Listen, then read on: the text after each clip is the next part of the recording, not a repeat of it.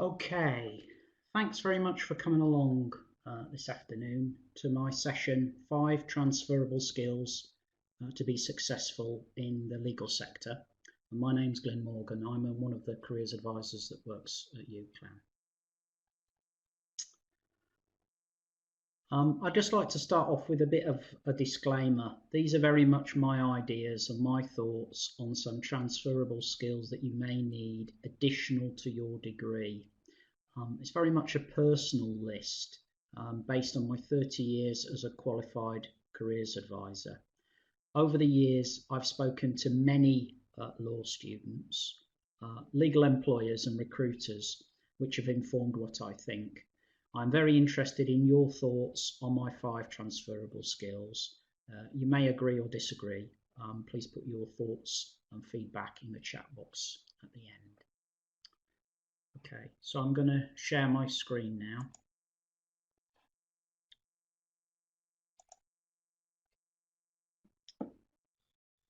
Okay, the aims of the session are to give you an understanding of the 5 transferable skills that will benefit you in the legal sector. So here's my list of 5 skills to develop. First one is resilience. The dictionary definition is the capacity to recover quickly from difficulties. I think this is a really important skill for several reasons. First, being resilient is an important part of the process of moving towards a legal career. Law is a very competitive part of the jobs market. You need to accept this and be confident that you can develop your abilities as your career progresses.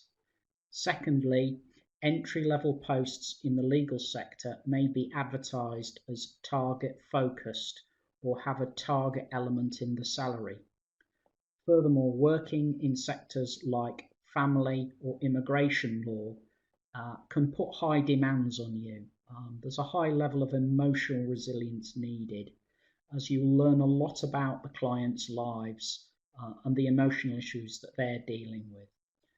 Employers are increasingly looking for candidates that can cope with demanding clients and a constantly changing work environment. How can you prove that you're resilient? I think it's a complex area, but I think I'm going to show you some resources later on that shows how you can test your level of resilience and how you can build up those resources. And there's a lot of stuff on Career Edge that can help you with that. The next one on my list is communication. Any kind of legal work involves a mixture of communication skills. Working in law, you will need to develop good listening skills and learn how to develop positive working relationships with clients and colleagues. You need to be confident in your ability to talk to groups of people in court or tribunal. Additionally, you will need to be able to convey complex legal information in a way that clients or customers can understand. This may be face-to-face, via telephone, email, or letter. What action can you take to improve your communication skills? Whilst at UCLan, get involved in as many law-related activities as you can. Volunteer for the law clinic, for example, or you could try blogging or writing about something that interests you. Try to improve your oral communication by getting involved in muting or running a UCLan society. Volunteer to be involved in any organisation that allows you to get involved in the organisation and planning. Look out for opportunities to practice public speaking. Commercial awareness. Most legal services in the UK are provided by commercial organisations. Employers cite commercial awareness as one of the most important attributes they look for in candidates. But what does it mean?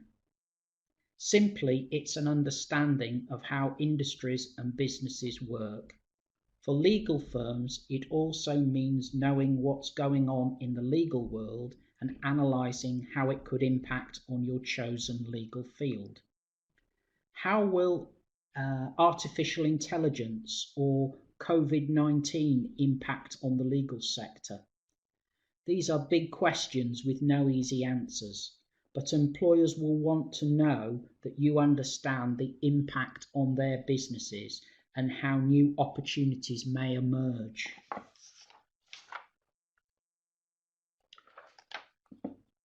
What action could I take to be more commercially aware? One way is reading specialist websites and blogs, and I'm going to show you some examples later on. Law, Careers Net, The Legal Check or Legal Week are all good examples. Get involved in the activities that Propeller at UCLAN organises around enterprise and business awareness. Try to gain work experience in a customer-focused sector, like for example a call centre, a retail outlet, or if possible within a law firm or legal department of another business or organisation. Gaining this type of experience will help you develop specific knowledge and examples that you can use on your CV or interviews at a later date. Organisation. Interviewers often ask, how do you keep organised at work? Or what techniques do you use to keep organised? Organisational skills are some of the most important transferable skills an employee can acquire. They encompass a set of capabilities that help a person plan, prioritise and achieve his or her goals, which in turn can save a company a lot of money. Learning to plan and organise properly will help make your life simpler.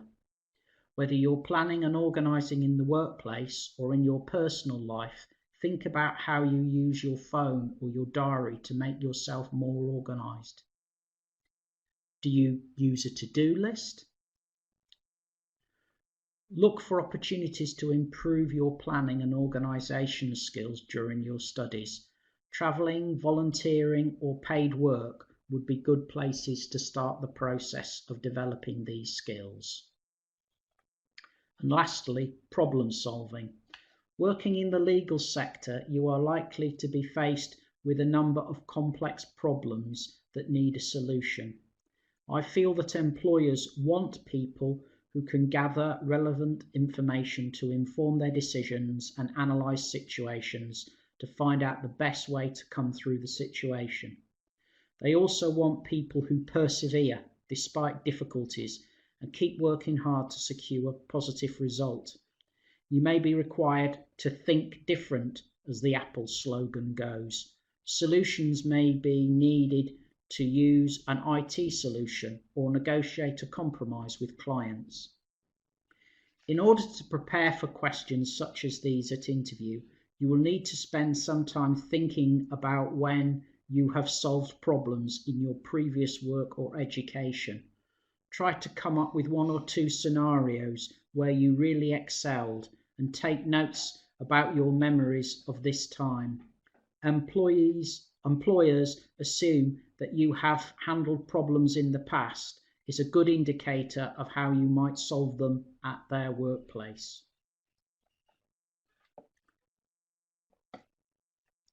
Okay, before we finish, I want to show you some resources that I think will help you take up some action.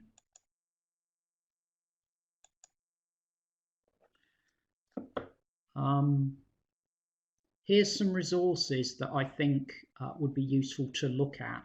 I mentioned personal resilience, and on our careers website called Career Edge, under learning materials and tools, we've got a whole series of assessments.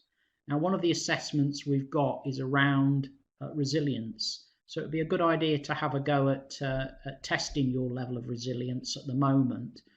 The report that you get will give you lots of feedback and ideas as to how you can be more resilient, both in your working life but also in your personal life as well. Prospects is a fantastic website. It's got lots of resources, particularly on law. So I would suggest that you have a look at that. So it's prospects.ac.uk, lots of resources that would be of use to you. but why not have a look at some specialist websites? Chambers produces a lot of resources for law students, and it has a good list of legal blogs. So if you want to get into looking at blogs and understanding both how students have to be commercially aware, but also if you want to get involved in blogging and improve your communication skills that way, there's definitely things that you can look at on that side. This slide just shows you how we're still offering appointments via Teams at the moment, and we're still providing a lot of support both in terms of full interviews, but also little drop-in appointments to check your CV.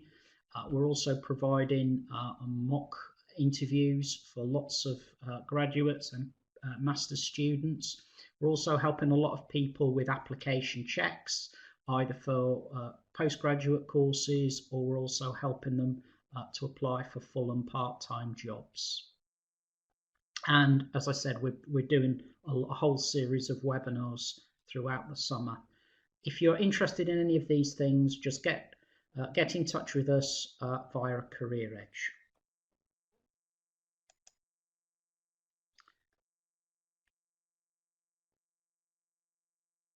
Okay, thank you very much for your attention.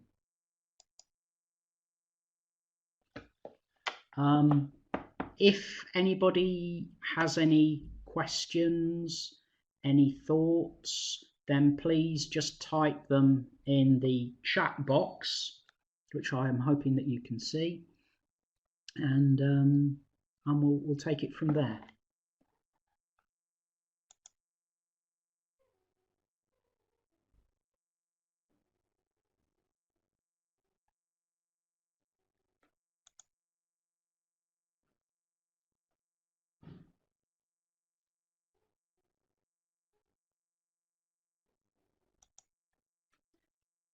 On the slide opposite, there are some pointers for feedback. I'd be most grateful if you could just give me an indication of how you found this session. So the first section is just feedback on the session, and just give me a number that corresponds with the feedback. We're particularly interested, this platform that we're using is called Adobe Connect. A lot of people are familiar with Teams, very keen to find out whether this Adobe Connect's been okay for you, or whether you prefer Teams, and any other topics that you think you'd like to have. Okay. So I've got a couple of questions. So what is your view on the SQE replacing the GDL and the LPC? Right. Okay, it's a very sort of complex question. I've attended a number of different meetings with the SRA, and they've explained it to me that they feel that the new qualifications will allow people to go into law from a wide variety of different backgrounds. So the LPC and the GDL and applying for training contracts, they feel has restricted the numbers of people going into law. And the people at the SRA that I've spoken to feel that these new qualifications will allow people to get into the law profession in different ways. So for example, if you were working in a law clinic or a citizens advice bureau, it would be possible to then do the various new qualifications that they're talking about. Or perhaps if you were working as a paralegal in a solicitor's firm, again, it might be possible to do some legal qualifications whilst you're actually training and working as a paralegal. The thing I should also say is, for people that started an LLB this year, things like the GDL and the LPC will continue for a number of years. They won't just suddenly disappear overnight. There will be a transition stage where some people will be able to go for them, depending on when people have started on their LLB. So hopefully that answers your question about the new qualifications. But I would always say watch this space. When I've spoken to legal firms, they seem a little bit unsure about the changes. And I'm sure if you speak to some of the academics at UCLan and other universities, you'd get a different view. So try and talk to as many different people as you can to get an overview about what's happening in the law sector, because it's clearly going to have a big impact. Okay, hopefully that answers your question. Any other questions?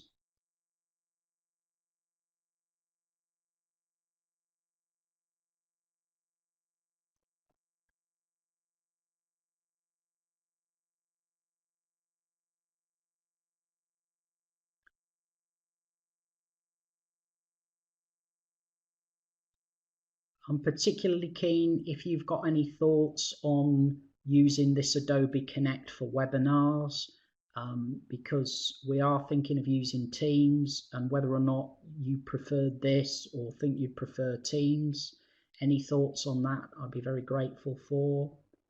And any ideas that you have for topics that you would like us to address, we can definitely look at any ideas that you've got.